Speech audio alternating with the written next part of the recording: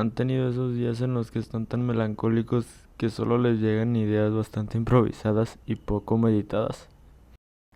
Creo que hoy es un día de esos. Empecemos desde abajo. ¡Qué Pachuca por Toluca, mis estimados! Al Chile es bueno volver a verlos. ¿Cómo han estado después de mí? El Uruguay, apodado la Suiza de América por propios y provincia rebelde por envidiosos. Ese bello país donde se toma mate por tradición y se hincha por el Peñarol y se fuma porque el doctor te lo recetó. Con 170.000 kilómetros cuadrados de extensión y 3,5 millones de habitantes, se destaca por ser uno de los países de América con mayor prosperidad en la región, además de ser uno de los países con menor densidad poblacional a nivel mundial. Se destaca también por su principal actividad económica, que es la ganadería, también por ser uno de los países en la región en legalizar la cannabis como uso recreativo y por la calidez y sencillez de su gente. Cabe mencionar que este es uno de mis países favoritos y de los que estaría muy emocionado por ir a visitar. A nadie le importa. Hoy les vengo contando así a grandes rasgos la historia del Uruguay, porque se me ocurrió y es hasta ahora una de las historias que tenía planeada hacer desde hace tiempo, ya que no quiero dejar morir el canal así nada más. Además estoy de vacaciones de la uni. Contaré desde los primeros habitantes charrúas hasta nuestros días. También haré una pequeña recopilación de datos curiosos que mencionaré a lo largo del video, para que se queden más con algo de este bello país. Sin más que agregar, ya no quiero tardarme más, podemos empezar. Look at this country. You are gay. Juro por Dios, así se los digo, que creí que era un buen chiste.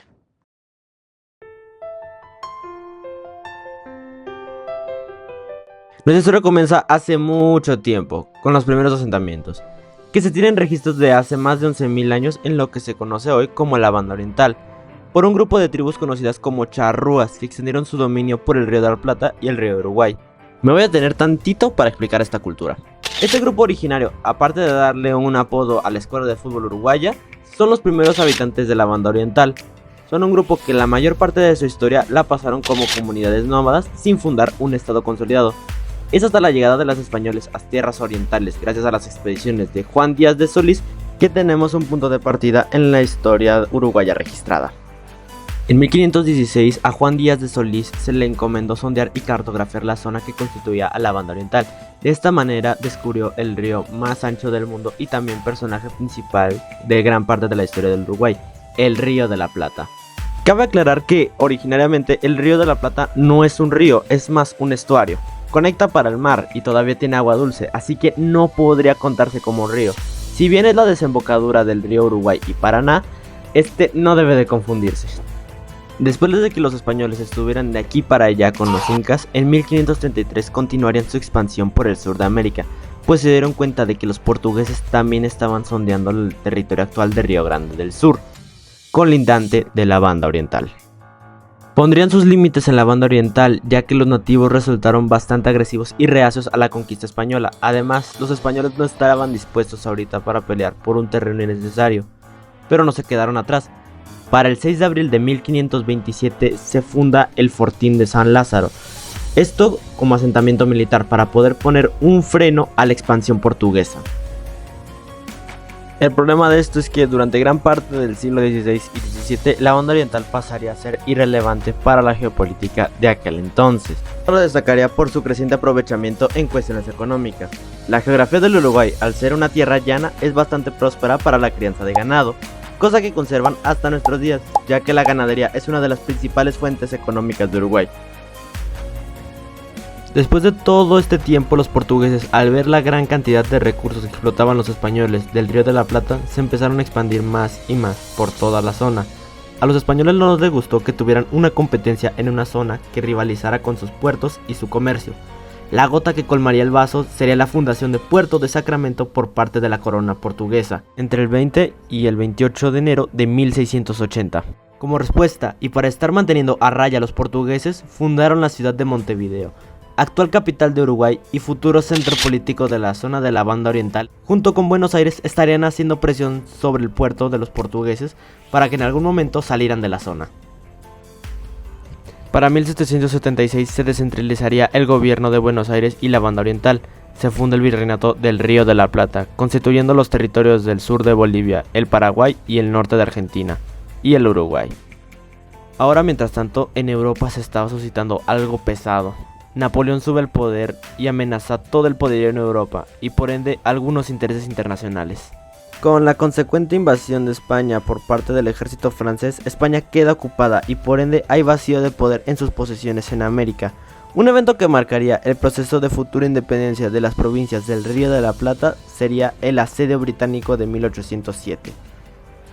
Verán, la corona británica, al ver el vacío de poder en los virreinatos en España, decidieron lanzar una segunda expedición para hacerse con el puerto y el virreinato del Río de la Plata.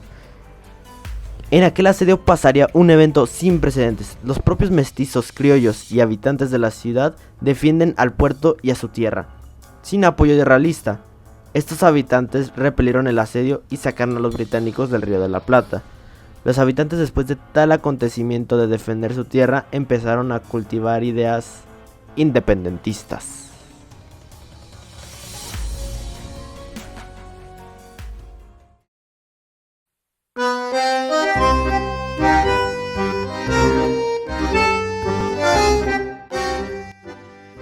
A partir de mayo de 1810 hubo varias juntas de varios caudillos rioplatenses para dar un golpe de independencia. Aquí entra un personaje histórico del Uruguay, José Gervasio Artigas, el libertador y padre de la patria uruguaya, y principal impulsor de la independencia de la Banda Oriental.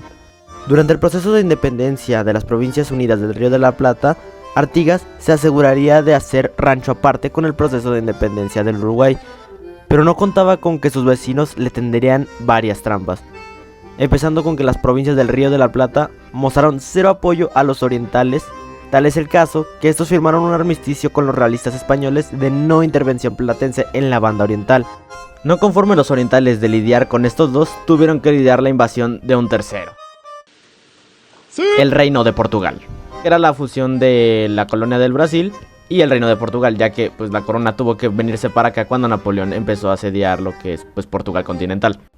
Con la caída de Montevideo en manos portuguesas, esto significó el fin para los orientales. Siguieron habiendo revueltas y aires independentistas en la Banda Oriental, aunque ya sin la influencia de José Artigas. Mientras la Banda Oriental pasaba su tiempo anexada con Portugal, las disputas políticas y militares continuaban en la naciente República Argentina. De un lado se encontraba el Directorio, que era el gobierno de Buenos Aires, y la Liga de los Pueblos Libres. Artigas junto a otros caudillos terminaron por acabar con las fuerzas del Directorio, poniendo fin a las disputas entre las provincias. Pero no se reconoció a la Banda Oriental como parte de las provincias bajo ningún concepto, dejándola fuera de las negociaciones y de la unión de la futura Argentina.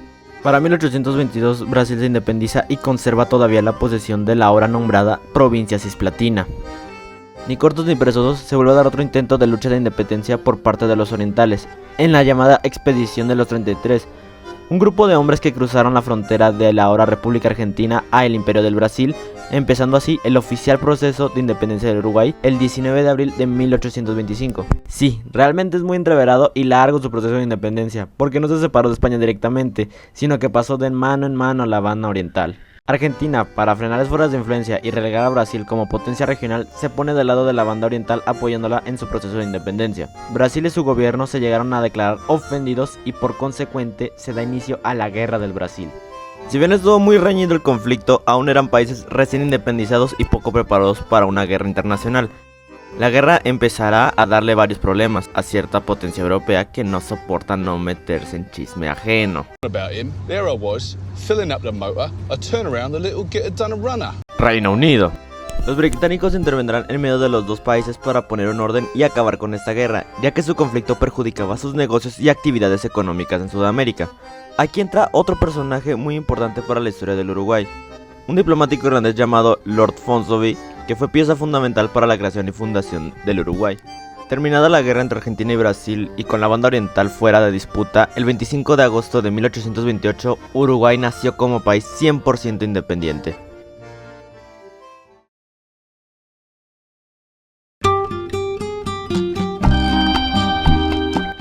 Pasados 2 años, el 18 de julio de 1830, se hace efectiva la jura de la Constitución y se empieza un proceso de consolidación estatal, cimentando y creando las bases del Uruguay independiente.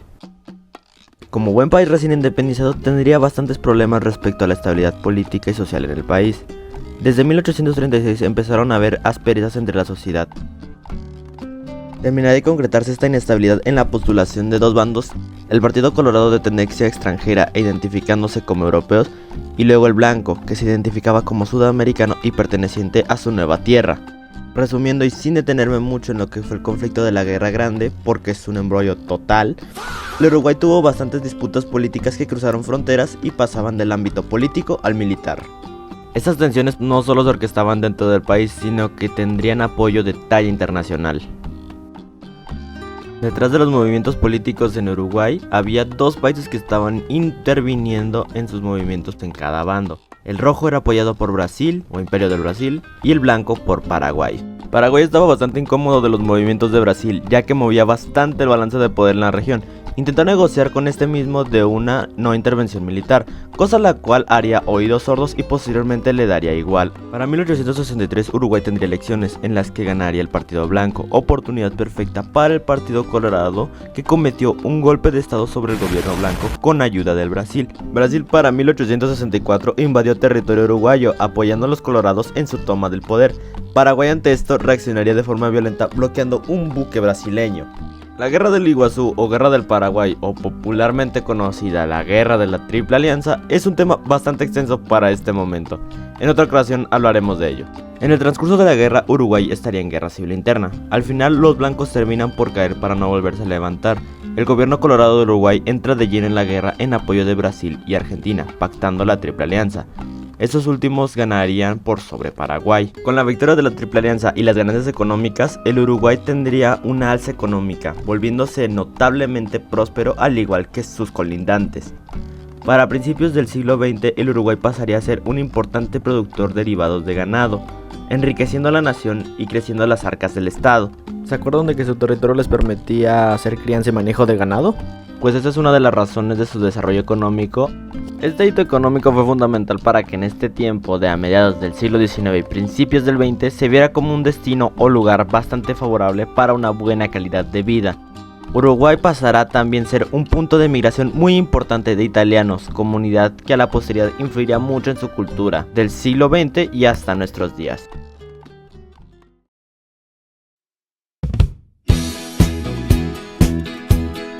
No podemos hablar de la historia uruguaya sin uno de sus emblemas nacionales. El fútbol llegó como influencia italiana. Gustó tanto el fútbol en la región que tanto Uruguay como Argentina pasarían a ser pioneros de este deporte y potencias a principios del siglo XX. Depende de quién le preguntes y quien te responda, Uruguay va a tener 2 o 4 mundiales. 2 porque ganó el trofeo Jules Rimet, que fue la primera Copa del Mundo, y 4 porque ganó las primeras 2 medallas olímpicas de fútbol, la primera competición de selecciones avalada por FIFA. Volviendo de esa cápsula futbolera, durante la primera mitad del siglo XX Uruguay no destacaría en mucho ni interna ni externa, más que un evento bastante random para la época. Durante la Segunda Guerra Mundial, 2 buques británicos y un alemán protagonizaron una batalla en las costas de Uruguay, a unos cuantos kilómetros de Montevideo. Este sería el único enfrentamiento de la Segunda Guerra Mundial ocurrido en Sudamérica. A esta batalla se le conoce como la Batalla del Río de la Plata.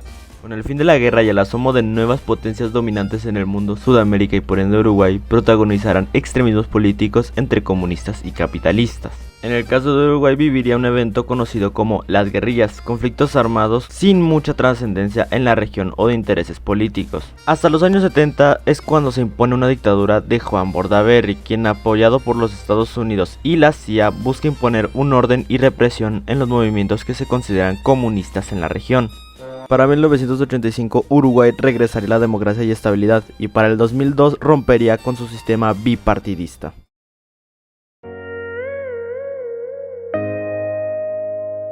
Hasta la actualidad, Uruguay sigue siendo uno de los países más prósperos de la región. Sus eventos más relevantes serían una crisis económica en el 2002 y la legalización y regularización de la marihuana. Si bien el Uruguay tiene una historia muy corta, su gente tiene mucho que contar. Muchísimas gracias por ver el video completo. Yo sé que me tardé, yo sé que soy bastante inconsistente a la hora de enviar o subir videos. Eso ya lo estoy grabando sin guión, güey, así que pues, puede que me trabe algunas veces. Y pues nada, güey.